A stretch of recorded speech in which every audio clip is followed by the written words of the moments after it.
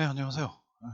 지난 시간에 미리 예고했던 바와 마찬가지로 간략한 쉐이더 프로그래밍에 대해서 말씀을 드리려고 합니다. 쉐이더 프로그래밍이라는 건 간단하게 생각을 하면 여기 보다시피 네, 지금 현재는 정점 쉐이더, 픽셀 쉐이더만 일단 얘기를 할 건데 실제로는 DX10, 11으로 그리고 12로 넘어가면서 더 다양한 기능들이 추가가 됐어요. 뭐 지오메트리 쉐이더라든가 혹은 헐 쉐이더라든가 그리고 최근에 플레이스테이션 5 때문에 새롭게 추가된 게 새로운 렌더링 기법 중에 하나라고 볼 수 있는 메쉬 쉐이더라는 개념도 새롭게 추가가 되고 있거든요. 아직 메쉬 쉐이더의 실체에 대해서는 정확하게 우리가 알고 있지는 못하고요. 다만 각종 여러 가지 정보를 어, 찾아보건대 메쉬라는 거 자체를 굉장히 이제 메쉬렛이라고 하는 몇 개의 단위로 만들어 놓고 굉장히 고폴리곤으로 만들어진 데이터들을 실시간으로 빠르게 렌더링하는 기법이라고 생각을 하시면 될 것 같습니다. 아무튼 그런 것들을 통과한다 하더라도 기본적으로 베이스가 되는 건 버텍스 쉐이더고 그리고 픽셀 쉐이더라고 하는 두 가지 개념이에요. 특히 최종적으로 화면에 그림이 그려질 때는 어쨌든 간에 최종 단에서는 픽셀 쉐이더를 통과를 하게 되어져 있거든요. 자, 그래서 이건 뭐 DX9 최초 8.0부터 쉐이더가 소개가 되긴 했지만 실제 쉐이더가 정식으로 제대로 사용되기 시작한 건 DX9부터니까 9의 렌더링 파이프라인을 여기 보시면 알 텐데 정점 쉐이더와 픽셀 쉐이더가 앞단에 딱 하니 자리를 잡고 있죠. 네, 그래서 데이터들이 정점 쉐이더를 죄송합니다. 정점 쉐이더를 통과를 해서 각종 클리핑이라든가 변환 세팅을 거치고 최종적으로 이게 트라이앵글 셋업까지 끝나거나 화면에 보여지는 하나의 픽셀로 만들어지게 돼요. 그 픽셀 쉐이더를 거쳐서 화면상에 보여지게 되는 최종 출력까지 가게 되는 겁니다. 정점 쉐이더라는 거는 이제 개념적으로 보게 되면 하나의 버텍스가 들어오면 이 하나의 버텍스가 최종적으로는 하나의 버텍스로 출력이 돼요. 즉, 원 인풋, 원 아웃풋이에요. 하나의 버텍스는 반드시 하나의 버텍스로 나가게 되어 있어요. DX 9.0에서는. 그래서 버텍스 하나하나마다 실행되는 어떠한 코드다라고 생각을 하시면 돼요. 우리가 C나 C++로 컴파일해서 실행 파일을 만들게 되면 그 실행 파일은 어떻게 됩니까? CPU에서 실행되는 실행 파일이 만들어지는 거죠. 예, 우리가 C나 C++로 만들어진 뭐 여러 가지 다양한 인간이 알아먹을 수 있는 그런 코드를 컴파일이라는 과정을 통해서 기계, 정확한 CPU죠. CPU가 알아먹을 수 있는 코드로 변화하는 과정이 컴파일이라고 할 수 있어요. 그럼 쉐이더라는 건 뭐냐? 쉐이더 코드로 만들어진 코드들을 컴파일합니다. 이것도 컴파일을 하게 되면 GPU가 알아먹을 수 있는 코드로 만들어주는 거예요. 그래서 모든 쉐이더 코드들은 GPU에서 실행이 되는 겁니다. 이걸 좀 더 보편화시킨 게 쿠다라는 개념이에요. 쿠다라는 개념은 뭐냐면 엔비디아에서 나온 어떤 개념인데 쿠다를 한번 쳐볼까요? 네, 쿠다라는 걸 쳐보시면은 이미지를 한번 쳐볼게요. 엔비디아 쿠다 차가 나오네요. 엔비디아 쿠다를 이미지를 치지 말고 쿠다 툴킷 말고 쿠다 엔비디아 디벨로퍼 줌을 한번 들어가 보도록 하겠습니다. 그러면 쿠다라는 걸 통해 가지고 우리가 굉장히 범용적인, 즉 쉐이더 코드라는 건 다시 말해서 우리가 컴파일을 했을 때 나오게 되는 쉐이더 코드는 화면에 그림을 그릴 수 있는, 즉 폴리곤 단위의, 버텍스 단위의, 픽셀 단위의 그런 데이터들만을 다룰 수 있는 코딩 언어인데 비해서 쿠다는 그걸 좀 더 범용적으로 쓸 수 있도록 바꿔놓은 거예요. 범용적으로 GPU가 가지고 있는, 자, CPU는 지금 최대 코어라고 할 수 있는 게 뭐 최근 AMD 라이젠 같은 게 나오긴 했습니다만 뭐 그 전까지는 쿼드 코어 혹은 옥타 코어만 해도 굉장한 거였죠. 라이젠 같은 뭐 12코어, 16코어 이런 것들이 나오는데 GPU 같은 경우는 코어 개수가 상상을 초월해요. 1024는 기본이고 막 409는 막 이 정도의 코어 개수를 갖고 있거든요. 이것이 왜 가능하냐? 우리가 갖고 있는 CPU 코어에 들어가는 명령어들은 인텔 니모닉을 쳐보시면 인텔에서 사용할 수 있는 명령어들이 나오게 됩니다. 인텔 니모닉, CPU 니모닉을 찾아줄게요. 네, X8 인스트럭션 테스팅이라고 나오죠. 이게 8086 계열, 8048 펜티엄 이쪽 계열에서 사용할 수 있는 명령어들이에요. 어마어마한 개수의 어셈블리 명령어들이 존재합니다. 상상을 초월하죠? 어마어마하게 많아요. 즉 뭐냐? 인텔 아키텍처 상의 CPU라는 것들은 명령어들을 굉장히 많이 보유하고 있습니다. 명령어들을 많이 보유하는 이유 자체가 뭐냐면 인텔 CPU는 범용 프로세싱 유닛이에요. 센트럴 프로세싱, 중앙 처리 장치죠. 센트럴 프로세싱 유닛이긴 하지만 얘는 게임에 특화된 CPU가 아니라 범용으로 사용할 수 있는, 지금 여러분이 보시는 크롬이라든가 파워포인트라든가 MS 워드라든가 아래 한글이라든가 이런 모든 범용 프로그램들을 돌리기 위한 CPU다 보니까 굉장히 다양한 명령어군을 갖고 있어요. 명령어군이 많다는 얘기는 뭐냐면 CPU 코어에 들어갈 수 있는 회로의 집적도가 높은 대신에 그만큼 회로가 복잡해진다는 얘기죠. 그러니까 단순하기가 어려워요. 네, 그에 비해서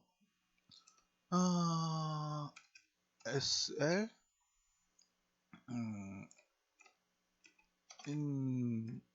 intrinsic functions를 딱 해보면 이게 GPU에서 사용할 수 있는 명령어의 거의 대부분이에요. 네, GPU에서 사용할 수 있는 명령어들의 대부분입니다. HLSL이니까 좀 더 이건 실제로는 이거보다는 HLSL이라서 이걸 니모닉으로 번역하면 훨씬 더 적어집니다. 아무튼 전자 회로가 GPU에 들어가 있는 전자 회로가 훨씬 더 단순하다는 얘기죠. 단순하다는 얘기는 그만큼 얘의 집적도를 월등하게 높일 수 있다는 얘기죠. 즉 똑같은 크기의 전자 회로 다이라고 하죠. CPU 다이에 들어갈 수 있는 게 쿼드 코어가 4개가 한가였다면 그 쿼드 코어 시절에 GPU 같은 경우는 1024나 2048개의 코어를 심을 수 있는 거죠. 그럼 이렇게 높은 코어 수를 가지고 있지만 어떤 점이 장점이냐? CPU는 아까 말했듯이 범용적인 연산에 강해요. 즉 그 중에서도 정수 연산은 굉장히 처리를 잘합니다. 그에 반해서 GPU는 행렬 연산이라든가 이런 것에 최적화되어 있어요. 그러다 보니까 실수 연산, 플로팅 포인트, 실수 연산, 행렬 연산, 행설 곱셈 막 이런 거에 대해서 굉장히 최적화가 되어 있습니다. 그러니까 실수 연산을 훨씬 더 잘할 수 있는 놈이죠. 그러니까 이런 것들을 단순히 화면상에다가 렌더링하는 데만 쓰지 말고 좀 더 범용적으로 서버자에서 나온 게 바로 여기 나오는 쿠다예요. 이 쿠다라는 걸 사용을 하게 되면은 굉장히 복잡한, 굉장히 많은, 복잡하다고 굉장히 많은 수의 단순하면서 굉장히 많은 수의 데이터들을 한 방에 처리를 할 수 있겠죠. 코어가 동시에 돌아가니까. 그것이 최근에 우리가 알고 있는 머신러닝, 기계학습법에 굉장히 유용하다라는 것을 사람들이 깨달았고, 그래서 현재 우리가 알고 있는 기계학습 머신러닝에서는 이 쿠다가 굉장히 중요한 역할을 하고 있습니다. 즉 쉐이더 게임을 좀 더 유용하고 편리하게 하기 위해서 혹은 좀 더 멋들어지게 표현하기 위해서 나왔던 쉐이더 기술이 이제는 범용적인 기술로 발전하면서 인공지능에서 사용되고 있는 최신 기술로 탈바꿈을 했다는 얘기죠. 이 모든 것들이 처음에 시작은 게임이었다는 얘기예요. 자, 그래서 DX9의 구조는 이렇습니다. 정점 쉐이더가 들어와서 프린트해서 여기는 코딩이 안 되는 영역이고요. 픽셀 쉐이더로 넘어가게 되면 이 픽셀 하나하나를 픽셀 쉐이더라는 코드가 작동을 해서 화면상에 그림을 그려주는 겁니다. DX10은 여기에 지오메트리 쉐이더가 추가가 됐는데요. 정점 쉐이더가 있지만 지오메트리 쉐이더 같은 경우 추가로 버텍스들을 생성한다든가 하는 것들이 가능해요. 그래서 이 지오메트리 구조를 바꿀 수 있는 이런 식의 코딩이 가능합니다. 최종적으로 물론 픽셀 쉐이더를 타야 되고요. 자, 그래서 쉐이더 코딩을 개념적으로 이해한다면 버텍스 하나하나마다 코드가 실행되는 것이 정점 쉐이더의 역할이라면 이 버텍스들이 모여서 하나의 폴리곤을 이루고 이 폴리곤들이 실질적으로 화면상에 그려지는 픽셀로 바뀌면 이 픽셀 하나하나를 그려질 때 사용되는 코드가 바로 픽셀 쉐이더라는 얘기입니다.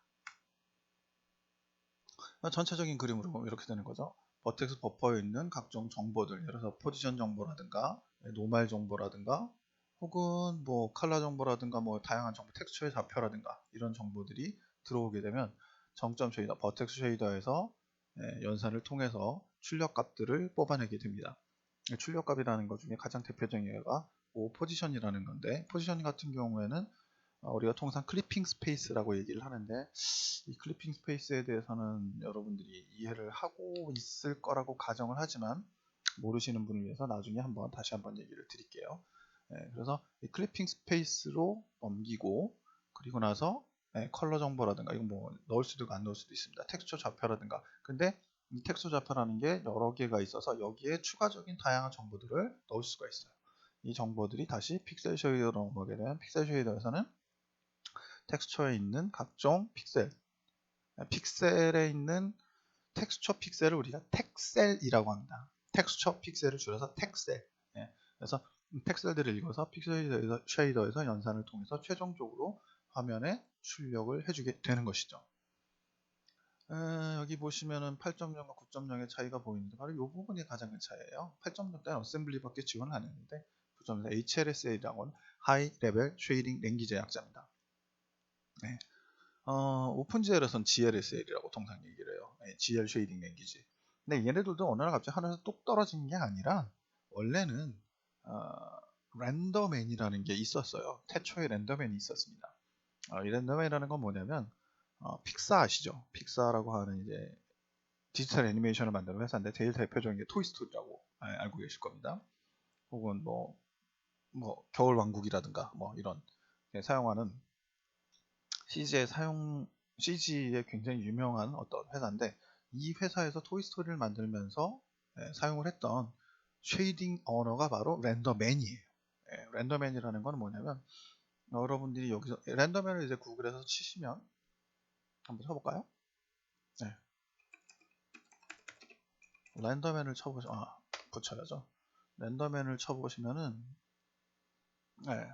렌더맨 자체는 독립적으로 실행되는 프로그램이 아니라서, 뭐 마야라든가 뭐 맥스라든가 이런 데 플러그인 형태로 들어가게 되는데, 렌더맨은 한마디로 일종의 컴파일러예요. 컴파일러.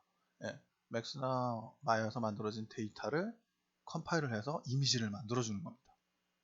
그때 이 렌더맨에 들어가는 어떤 데이터들을 가공하는 언어가 있는데, 그게 렌더맨 언어가 있거든요. 그 언어가 바로 쉐이더랑 굉장히 유사하게 생겼어요. 우리가 알고 있는 쉐이더 언어랑 굉장히 유사하게 생겼고, 현재 픽사에서는 개인용으로는 이 렌더맨을 오픈을 해놓은 상태니까, 혹시 관심 있으신 분들은 한번 다운받아서 보시는 것도, 비상업적 무료 버전을 제공할 발표. 이건 굉장히 오래된 얘기네요. 실제로는 무료로 제공되고 있습니다. 그래서 렌더맨으로부터 왔고, 그래서 문법이라는 게 GLSL도 그렇고 HLSL도 그 렌더맨으로부터 계승을 받았기 때문에 오히려 GLSL이 렌더맨이랑 더 비슷해요. 그래서 굉장히 비슷한 문법 구조를 갖고 있습니다. 정점 쉐이더를 한번 대략적으로 살펴보면 이렇게 생겼어요. 이 화살표는 괜히 폼으로 있는 게 아니라요. 들어온 입력 레지스터라고 하는 값을 받아서, 임시 레지스터라고 하는 놈은, 레지스터가 뭐냐면, 여러분이 사전에서 레지스터를 찾아보면 서랍이라고 표현이 되어 있을 거예요. 서랍이라는 건 뭐예요? 데이터를 뭔가를 넣었다가 임시 보관했다가 다시 또 빼낼 수 있는, 굉장히 빠르게 데이터를 넣었다 뺐다 할 수 있는 그런 일종의 변수예요. 변수인데 개수가 정해져 있는 거죠. 굉장히 빠른 변수입니다. 왜냐하면 CPU에 내장되어 있는 변수거든요. 칩에 내장되어 있는 변수예요. 그래서 상수 레지스터라든가 이 부분 같은 경우에는 일종의 메모리 공간이라고 볼 수 있습니다. 우리가 여기에다가 C나 C++로 만들어진 코드에서 각종 행렬 정보라든가 광원 정보라든가 이런 정보들을 여기다 넣어놔요. 여기다 넣어놓고 이 정보를 사용을 해서 여기 있는 입력 레지스터랑 입력 레지스터에 들어가는 포지션, 뭐 노멀 벡터 이런 것들을 가져가서 여기서 연산을 하고, 연산한 정보를 임시로 저장했다가 혹은 다시 또 읽어왔다가 이렇게 연산을 한 다음에 최종적으로 출력 레지스터의 값을 쫙 라이팅을 하게 되는 거죠. 이렇게 해서 만들어진 정보가 최종적으로 렌더링이 될 때 픽셀 쉐이더에 넘어가게 되는 것입니다. 이게 소위 말하는 어셈블리 니모닉이에요. 어셈블리. 여러분들은 사실 거의 볼 일이 없는데, 초창기에는 이런 어셈블리로 되어져 있는 언어를 사용해서 코딩을 했었습니다. 보시면은 이 부분은 잠깐 넘어가고요. 쉐이더 코드가 이렇게 생겼어요. 실제 HLSL로 만들어진 데이터를 우리가 컴파일을 해보게 되면 이런 식으로 어셈블리 코드로 만들어주게 돼요. 네, 원래 데이터는 원래 명령어는 이렇게 생긴 거예요. 이렇게 생긴 데이터를 이렇게 생긴 데이터가 이제 이렇게 생긴 쉐이더 코드를 어셈블리로 컴파일을 하게 되면 이렇게 되고, 이 컴파일된 코드가 실제로 GPU에서 실행이 되는 겁니다. 초창기엔 이걸 사람들이 직접 손으로 코딩을 했지만 지금은 이런 식으로 코딩을 합니다. 어셈블리로 코딩하는 게 좀 더 빠르지 않을까요? 라고 하는 욕심을 내시는 분들이 있는데 절대 그렇지 않습니다. 왜냐하면 컴파일러는 아까도 말했듯이 GPU 자체가 굉장히 병렬 처리에 적합하도록 만들어져 있어요. 그래서 코드를 만들 때도 병렬 처리에 적합하도록 코드를 만들어줍니다. 인간은 거기까지 생각하기는 되게 힘들거든요. 인간은 논리적으로 일관되게 하나의 흐름을 타서 코딩을 하지 이것을 병렬 처리에 적합하도록 코딩하기는 되게 어렵거든요. 그래서 인간이 만든 코드보다 컴파일러로 컴파일한 코드가 더 빨리 실행됩니다. 그렇기 때문에 가능하면 HLSL을 사용해서 쉐이더 코딩을 하시는 것이 여러분들 정신건강과 GPU에도 훨씬 이롭다라는 것을 기억해 주시기 바랍니다. 자, 간단하게나마 정점 쉐이더 코딩을 한번 해보도록 할게요. 자, 그러기 위해서는 우리가 렌더맨 말고요. 렌더맨이 나왔는데 렌더맨보단 좀 못한 렌더멍키라는 놈이 있어요. 인간만은 못하지만 멍키라는 놈이 있는데 원숭이급은 된다 해서 렌더멍키라는 게 있는데 구글에 치시면 바로 이렇게 나오죠. 이 렌더멍키를 사용해서 쉐이더 코딩을 하면 굉장히 손쉽게 하실 수가 있습니다. 맛보기를 할 수 있는 거죠. 자, 여기 제일 밑에 나오는 요 놈을 다운받으시면 돼요. 저는 이미 설치가 되어 있기 때문에 일단 취소를 하겠습니다. 여러분들이 이걸 다운받으셔가지고 이거를 설치를 해주세요. 그러면 렌더멍키를 사용을 해서 한번 코딩하는 것을 경험을 해보도록 하겠습니다.